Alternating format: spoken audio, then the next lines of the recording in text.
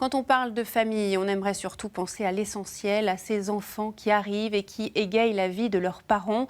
Nous avons suivi pendant 24 heures une journée à la maternité, celle de Villeneuve-d'Ascq dans le Nord. 2000 bébés y naissent chaque année. Une cinquantaine de personnels soignants se relaient 24 heures sur 24 pour prendre soin et accompagner parents et nouveau-nés. Reportage Géry Jouot-Defer et Emmanuel Michel. 6h30 du matin, à la maternité de l'hôpital privé de Villeneuve-d'Ascq, c'est l'heure du changement d'équipe. C'est Madame Jaffre, une patiente de Pérez, une troisième part. Sandrine prend son service. Cela fait 20 ans qu'elle travaille en maternité. Elle est briefée par la sage-femme qu'elle remplace. Tout est calme, une seule maman est en salle de naissance. Sandrine et ses collègues en profitent pour prendre un café. Mais la pause va être de courte durée. L'obstétricien n'est pas encore arrivé, alors c'est Sandrine qui va s'occuper de l'accouchement. Voilà, tout doucement, on souffle tout doucement. Il y a une contraction qui arrive, allez. On prend plein d'air, on bloque et on y va maintenant. Allez, fort et longtemps. Allez, encore.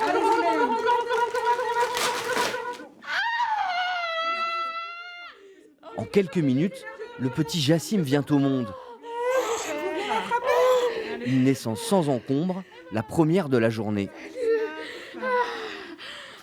Tout s'est très bien passé. Super, là. plus que bien passé. Rapide, elle a poussé comme une chef. Et un beau petit bébé en pleine santé. Donc voilà, la journée commence bien. Avec le sourire pour tout le monde. Pendant que le petit Jassim, peau à peau contre sa maman, cherche le sein, l'activité de la maternité continue. Ici, 2000 bébés naissent chaque année. Une équipe de plus de 80 soignants accompagne parents et nouveau-nés, malgré la crise sanitaire et la crainte du Covid. Coucou. Parmi eux, le docteur Bertania. On prend les repères tranquillement.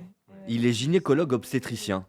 Il est 8h et il commence sa journée par faire le tour des mamans qui l'accompagnent. Pas de questions particulières ce matin? Non, pas forcément. Avant d'aller en consultation. Allez-y, je vous laisse vous installer. Tiffaine a 28 ans. Elle est à la moitié de sa grossesse.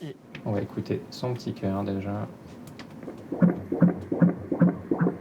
Aujourd'hui, l'échographie va permettre de connaître le sexe du bébé. J'ai envie de savoir, mais bon, j'ai dit au compagnon que je l'attendais. Elle saura donc lors d'un prochain rendez-vous si c'est un garçon ou une fille. Mais en ce moment, en pleine période d'épidémie, ces visites de suivi de grossesse permettent aussi aux médecins de rassurer les futures mamans. Elles se soucient plus de leur bébé que d'elles-mêmes, en fait, souvent les mamans. Donc souvent, il faut leur rassurer par rapport, en effet, au risque très très faible. Je vais prendre des précautions sur le risque de contamination du fœtus. Et pour elles, d'avoir juste des gestes barrières, de faire attention à elles, le port du masque, de bien se laver les mains, d'éviter d'être en contact avec trop de personnes au quotidien. Et c'est ça essentiellement qui va les permettre de les rassurer. Des conseils que Marine a suivis à la lettre. Avec son fils Léo, 4 jours à peine, elle s'apprête à quitter la maternité. Mais avant, le bébé doit passer sa visite de sortie. Il est pesé. 2,790 kg. Sa motricité est testée. À la maternité, les mamans et leurs enfants vivent dans un cocon. Covid oblige, seuls les papas peuvent venir les visiter. Alors le médecin en profite pour donner quelques recommandations pour la maison.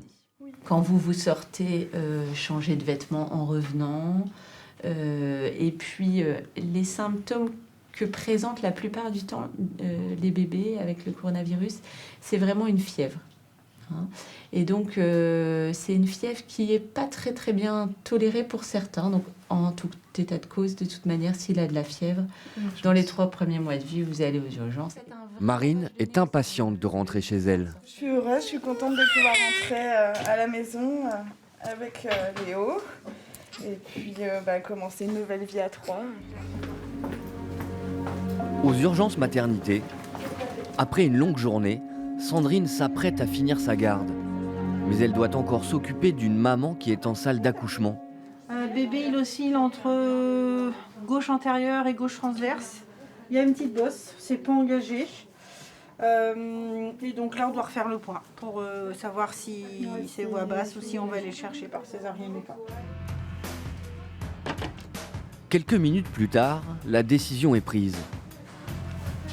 Donc ce sera une césarienne.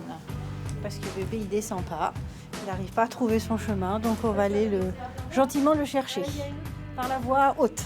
et c'est le docteur Bertagna qui est appelé pour l'intervention. On m'appelle, je pense que c'est le moment d'y aller du coup. Oui, allô? Oui? Eh ben j'arrive tout de suite. Merci. Bon, merci beaucoup. La maman est emmenée au bloc. L'accouchement va prendre une trentaine de minutes. Comment ça s'est passé? Ça s'est très bien passé, tout le monde se porte bien. Une petite Alix qui est née du coup. Nous retrouvons Alix, sa maman et son papa dans la chambre de repos. Si tout ne s'est pas passé comme prévu, fatigués mais émus, ils sont heureux d'être désormais 3. On va envoyer des messages, on va appeler tout le monde. On va laisser madame un peu se reposer, je pense, avant. Parce que c'était assez long. Mais s'y attendent tous, on avait prévenu juste avant l'opération. Ils ont tous sauté de joie. C'est la 3e naissance du jour dans la maternité. Une journée plutôt calme, mais intense en émotions.